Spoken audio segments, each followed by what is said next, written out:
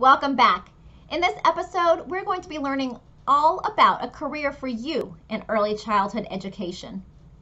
Preparing for your future is both rewarding and exciting, and choosing a career is an important, challenging task.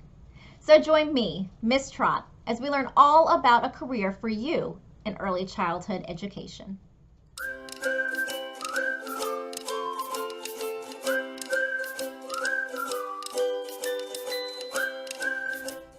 Choosing your life's work is a challenging responsibility. Only a few people seem to know from an early age what career they will pursue. Therefore, most people find choosing a career takes much more care and thought. People often begin choosing a career by doing a self-assessment. In a self-assessment, you will examine your interests, abilities, values, and professional priorities. As you consider these factors, you will gain important self-knowledge for choosing a career and determining whether a career working with young children is for you. To prepare for your job search, first you must prepare a resume. A resume is a brief summary of your qualifications, skills, and experiences. It should be tailored to the type of job for which you're applying. Remember that your resume represents you. Be neat, accurate, and make it easy to read. You should also include a cover letter when submitting your resume to a potential employer. Early childhood job seekers may use a number of methods to find employment. This could include mailing cover letters and resumes, applying for jobs posted on the internet, career fairs, career placement offices, networking, as well as taking advantage of the hidden job market. Those are jobs advertised informally through personal contacts. Job interviews are the single most important aspect of a job search. They are opportunities to convey information about yourself and set yourself apart. When preparing for an interview, think positively and get in the habit of being enthusiastic. Employers want to hire self-directed people with a wide range of skills. Read the job postings and check to match the qualities you would like to be able to bring to that position. This will make for a persuasive presentation during an interview. In nearly all interviews, applicants are given the opportunity to ask questions. Have some prepared. Asking questions tells the interviewer that you are serious about the job. When you go to a job interview, arrive on time, professionally dressed, and prepared. Follow the lead of the interviewer. Listen with an intelligent, intent look on your face. When necessary, ask questions that will help you better understand the job.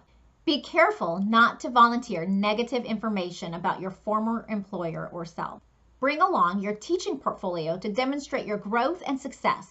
A portfolio serves as a professional snapshot of your efforts, progress, and achievements. During your time in the Child Development Program, you'll be creating and adding to a portfolio that you can use in interviews and continue to update during your lifetime as an early childhood educator. Always write a brief letter thanking the person who interviewed you. Sending a thank you letter establishes goodwill and strengthens your candidacy. As an employee, you have certain rights that are protected by law. You also have rights granted to you through your employer's personnel policies. Rights come with responsibilities. Some have been defined by laws and others have been set by NAEYC in the Code of Ethical Conduct. Knowing your employee rights will help ensure those rights are respected. When you begin a new position, ask for a copy of the employee handbook or other personnel papers and become familiar with it. This information should outline your rights and responsibilities as defined by your employer. These will be in addition to any rights and responsibilities protected by law.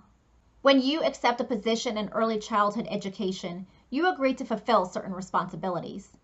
You are responsible for providing children with a developmentally appropriate and responsive care, complying with all center policies, state child care licensing requirements, and ethical standards of the profession. You also have the responsibility to maintain and contribute to the quality of the program. To do this, you must have good attendance and be punctual. You must have a professional appearance, model positive attitude, and maintain confidentiality. When necessary, you are also responsible for seeking help from your supervisor.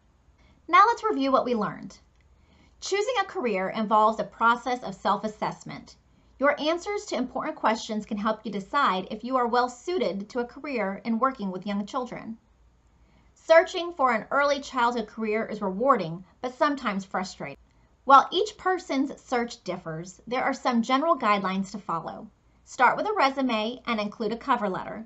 When you obtain an interview, be prepared and bring your portfolio.